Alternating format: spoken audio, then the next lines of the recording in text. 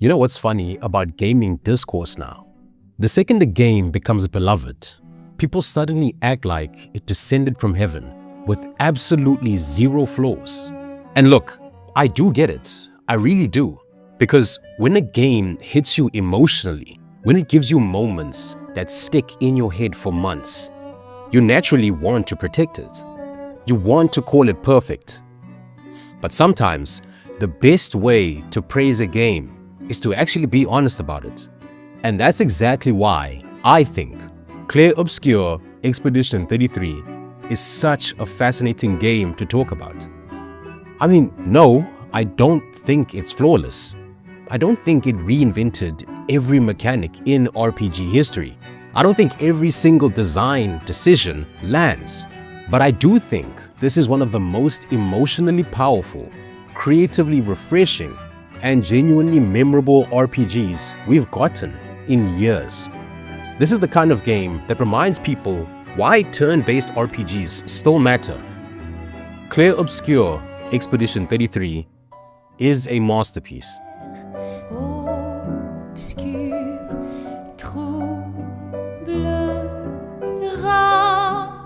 When the Game Awards 2025 rolled around, Expedition 33 was standing shoulder to shoulder with giants like Kingdom Come Deliverance 2, Hades 2, and Hollow Knight Silksong. A game that came out of nowhere and swept millions off their feet. A game with familiar mechanics that felt refreshing in its genre. A game where the story does nothing but constantly surprise you, and most of all, a game made with the heart and souls of passionate developers. So when it won countless awards at the 2025 Game of the Year Awards, as well as Game of the Year, I wasn't surprised. This random game from a relatively unknown studio became one of the biggest success stories in modern gaming. And when I played it, it was absolutely a breath of fresh air. The story in Act 1 had me hooked. The gameplay had me hooked. The optional gameplay had me hooked. I loved Loon's playstyle. I related to CL, and I cried for Sophie and Gustav. The game, while not perfect, has enough points for it to be loved from multiple different angles. And because of this, you can see this game wasn't just built around scale, but emotion as well.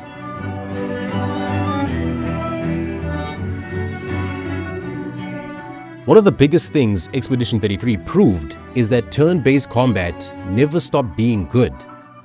Developers just stopped evolving it. For years, people treated turn-based RPGs like some outdated relic from the PS2 era. Every publisher wanted action combat. Everything needed to be faster, more cinematic, more explosive, more accessible to people with zero patience. And then Expedition 33 shows up and reminds everyone that strategic combat can still feel tense, engaging, and cinematic without abandoning its roots. The combat here is probably the biggest reason this game exploded the way it did. Because on paper, it sounds simple.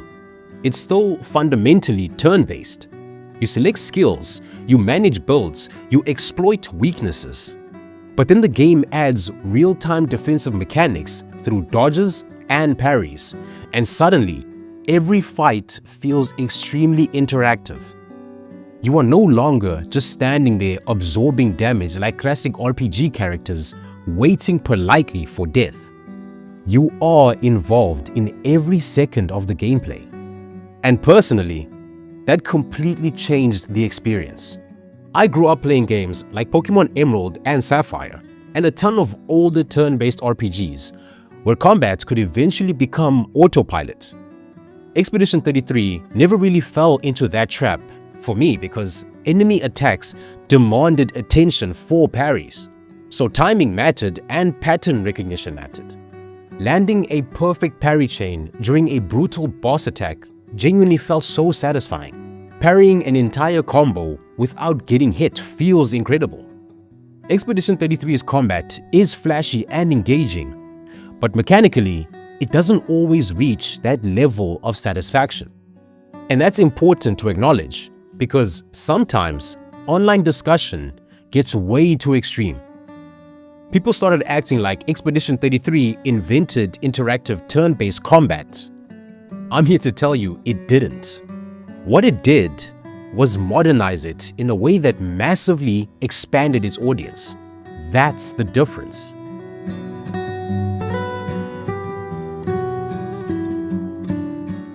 Now, with that said, I personally never got tired of the combat. And I know some people absolutely did. I've seen the complaints saying it becomes repetitive or predictable after a while. But for me, the bold variety carried the experience hard. The Picto and Lumina systems are honestly fantastic and arguably very broken, which isn't a flaw, but it can disrupt flow. Every time I unlocked a new Picto, it always had me stuck on the Picto menu screen trying to figure out new builds around it. That constant experimentation kept the game fresh, even deep into the runtime. And the best part is that the systems are approachable without being shallow. You don't need a spreadsheet open on a second monitor to understand them, but there's enough depth for people who want to break the game wide open. Although honestly, you can become absurdly overpowered. That's probably one of my biggest gameplay criticisms. Once you really understand how the Lumina system works, the main story difficulty starts collapsing. You can create builds that completely trivialize encounters. And while that power fantasy can be fun, it also removes some of the tension the combat system thrives on. The post-game content definitely fixes this a bit with the super tough bosses. And these bosses do become quite insane on the difficulty scale. Not in a cheap way either. They genuinely feel like old-school RPG super bosses designed specifically to test whether you actually mastered the game systems. The rewards themselves honestly aren't even the point. It's the satisfaction. It's the feeling of finally beating a boss that destroyed you 20 times straight, sometimes 100 times. That's the reward. And as somebody who enjoys difficult games, I appreciated that a lot.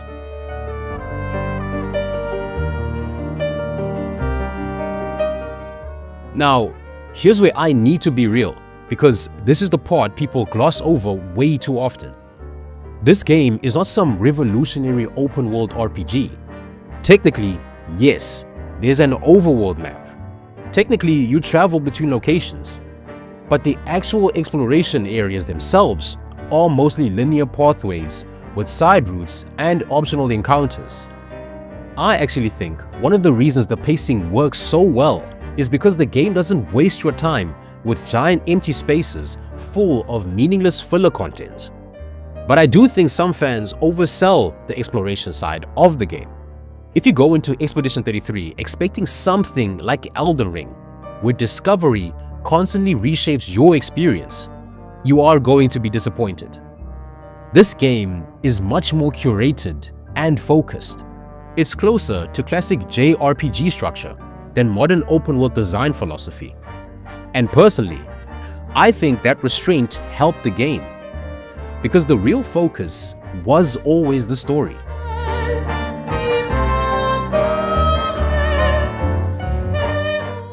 No spoilers, obviously, because this game is absolutely a game people should experience blind. But this story hooked me almost immediately. And what impressed me most wasn't just the emotional moments. It was the pacing.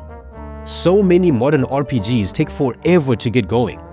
You spend 10 hours waiting for the real story to start.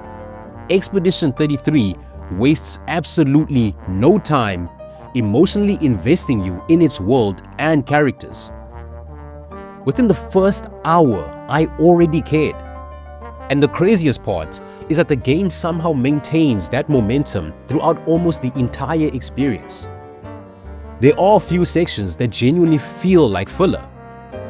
Something meaningful is almost always happening, whether emotionally, narratively, or thematically. And the performances absolutely elevate everything.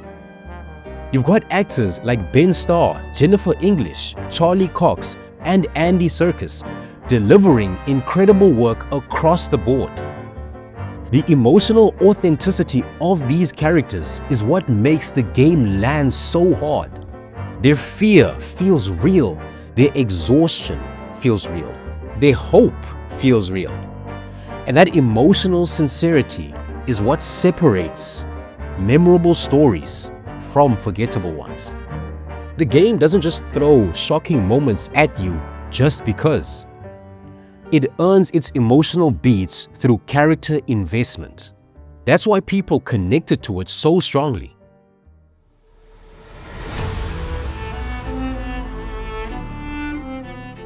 Okay, I need to talk about the soundtrack, because this might genuinely be one of my favorite game soundtracks ever made. And I know, I say that a lot in these masterpiece videos, but they're all so good. And Expedition 33 is no exception. I knew this game was special, literally from the main menu. I'm not even exaggerating. I started the game, heard the music, and just sat there, listening, before I even pressed start. That atmosphere immediately grabs you.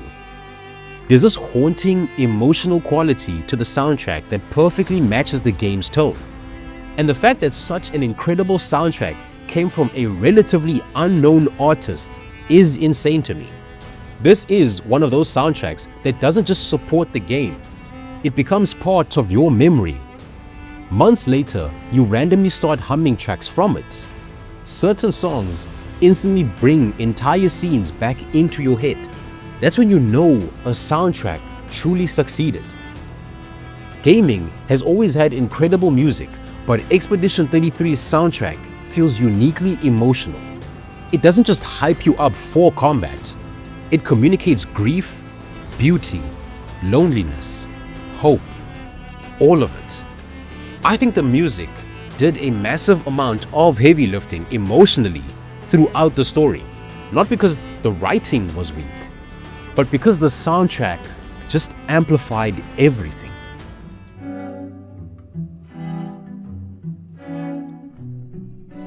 One thing I really didn't like surrounding this game was how weirdly toxic the conversation became around difficulty and accessibility, especially after the launch issues with story mode. Because, yeah, the early balancing absolutely had problems. For newer players, especially people unfamiliar with timing-based mechanics, the experience could become stressful fast.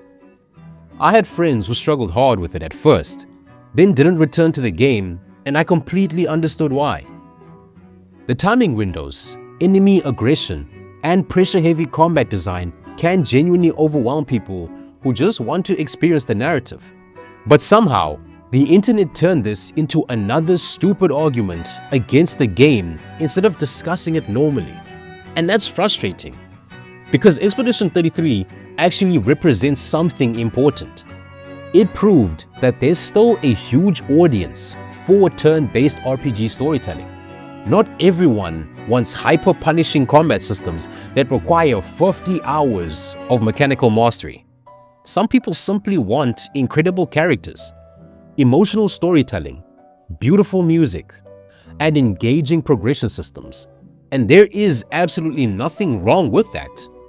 At the same time, I also understand why hardcore players wanted more challenge from the main campaign.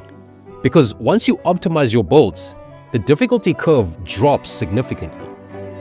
So weirdly enough, both sides had valid points.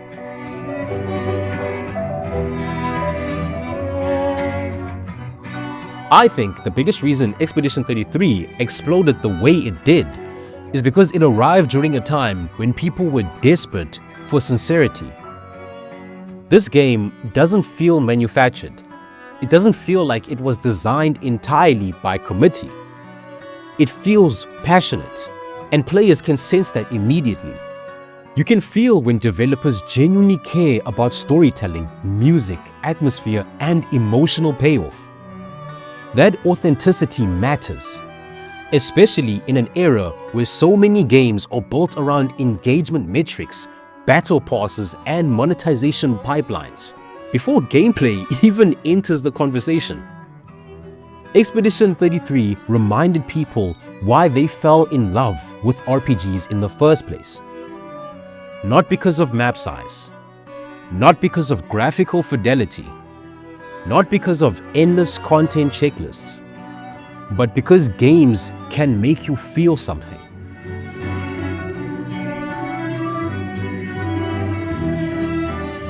This is where I slightly disconnect from some of the online praise, because I've seen people calling this the flawless greatest game ever made, and I simply just don't agree.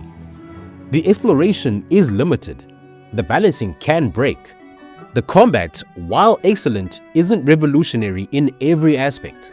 Some systems clearly have room for improvement, and objectively speaking, I don't necessarily think it was the absolute best game released that year either. I completely understand arguments for games like Kingdom Come Deliverance 2, Death Stranding 2, Hades 2, or Silksong, depending on what you value. But I do think Expedition 33 became easier for people to emotionally rally around. The indie studio narrative helped. The underdog story helped. The resurgence of turn-based RPG appreciation helped. And honestly, the game being more accessible than some of its competition absolutely contributed too. But none of that invalidates its success. If anything, it proves the game resonated with people on a massive level. And that emotional connection is real. Whether you personally think it deserved every award or not.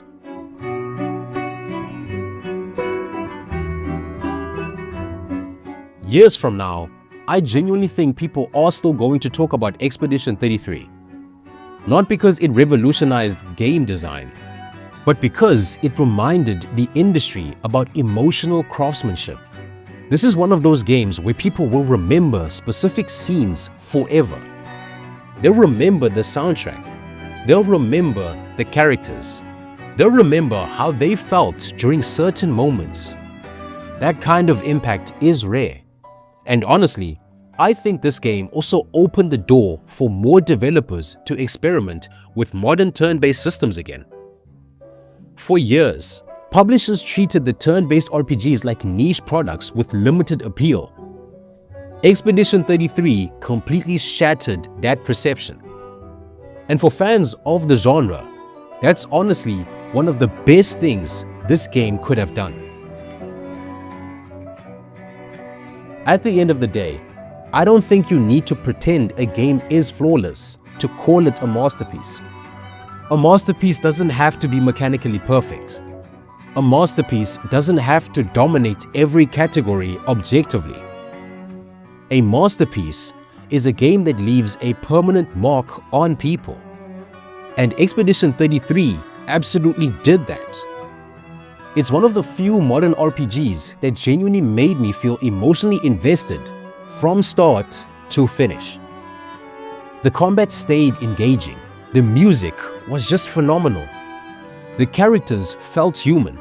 The world was beautiful, and even with its flaws, I completely understand why this game became such a massive phenomenon. This wasn't just another RPG release. This was a reminder of why this medium matters in the first place. And honestly, that's way more important than whether every single mechanic was perfect. Because years from now, most people won't remember minor balancing issues or debates about difficulty tuning. They'll remember how this game made them feel. And that's why Clair Obscur Expedition 33 deserves to be called a masterpiece for those who come after. But yeah, let me know what you guys think about Clair Obscur Expedition 33 down in the comments. Do you think it deserved all the awards it received? Do you think people overhyped it? Or do you think it genuinely earned its place as one of the defining RPGs of this generation? If you enjoyed the video, make sure to leave a like, subscribe to Controller Culture for more gaming discussions like this. Thanks for watching, guys, and as always, I'll see you all in the next one.